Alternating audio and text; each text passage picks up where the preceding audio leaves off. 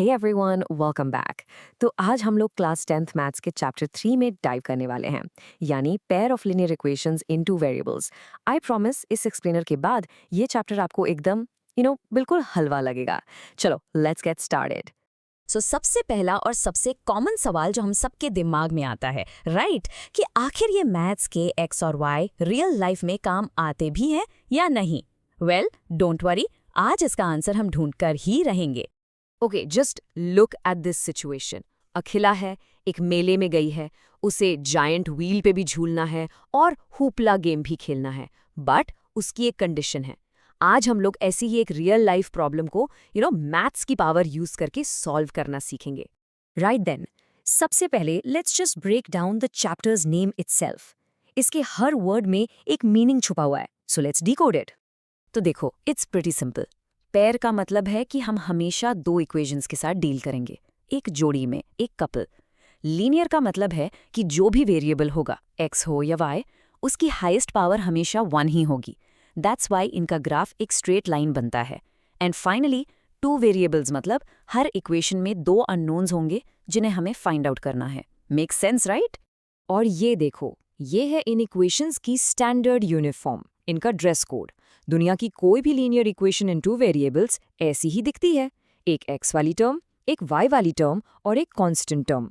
यहाँ पे ए, बी और सी बस रियल नंबर्स हैं, सिंपल स्टफ।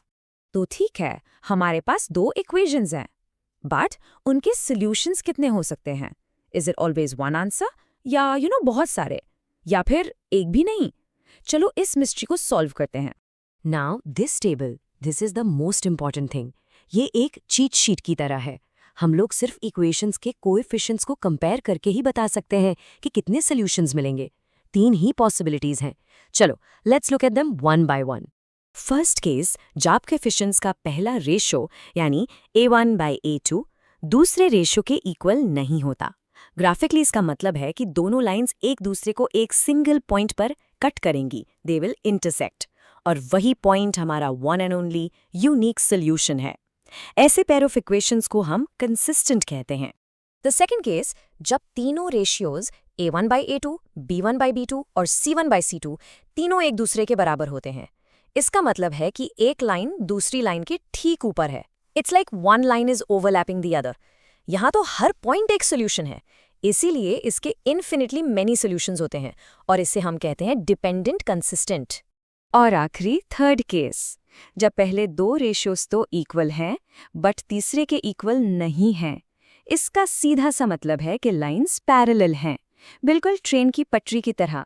ये कभी नहीं मिलेंगी, एंड दैट्स वाई इनका कोई कॉमन सोल्यूशन हो ही नहीं सकता।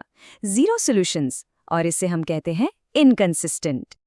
Okay, so now we know कि सॉल्यूशंस कितने हो सकते हैं, but the big question is उन्हें फाइंड कैसे करें। इसके लिए हम दो बहुत ही पावरफुल एल्जेब्रिक मेथड्स सीखने वाले हैं, सब्स्टिट्यूशन और एलिमिनेशन। दोनों मेथड्स का लॉजिक बड़ा सिंपल सा है।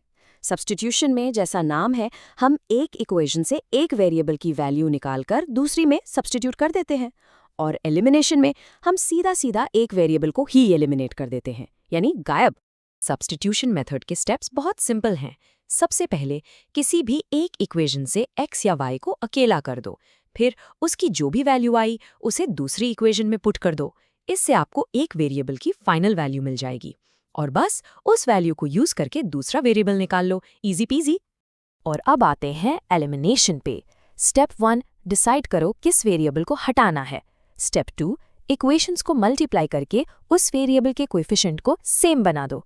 स्टेप 3, फिर बस इक्वेशंस को ऐड या सब्ट्रैक्ट करो, एंड बूम, वो वेरिएबल गायब। एक वैल्यू मिलते ही दूसरी वैल्यू आराम से निकल आएगी। तो एक बात हमेशा याद रखना, कोई एक मेथड बेस्ट नहीं है, दोनों ही सुपर पावरफुल हैं। आपको प्रॉब्लम देखकर जो मेथड ज्यादा आसान या कन्वीनियंट लग रहा है ना, बस उसे यूज करो। The choice is yours.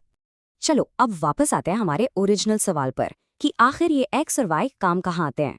अब इन्हीं मेथड्स को यूज करके हम एक रियल लाइफ प्रॉब्लम को सॉल्व करेंगे। So here's the problem. Meena bank से 2000 रुपए निकालने गई। उसने कैशियर से कहा कि उसे सिर्फ 50 रुपए और 100 रुपए के नोट्स चाहिए, और उसे टोटल 25 नोट्स मिले। तो अब सवाल ये है कि उसे 50 के कितने नोट्स मिले और 100 के कितने नोट्स मिले।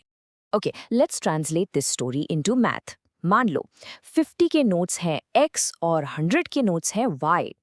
टोटल नोट्स कितने हैं? 25। तो पहली इक्वेशन बन गई x + y = 25। Simple. Total amount कितना है?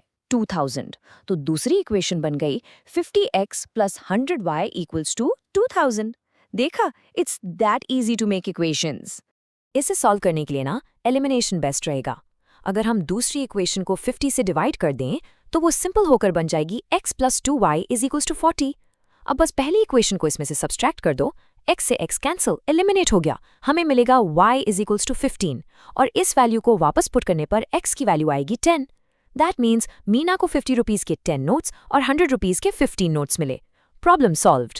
तो अब आपने देख लिया कि x और y सिर्फ टेक्स्ट बुक में नहीं रहते, ये रियल लाइफ में भी बहुत काम आते हैं, चाहे टैक्सी का किराया निकालना हो या किसी चीज़ का कॉस्ट। अब आप इन सब को इक्वेशंस में बदलकर सॉल्व कर सकते हो। कर लोगे ना? Awesome. Keep practising and I will see you next time.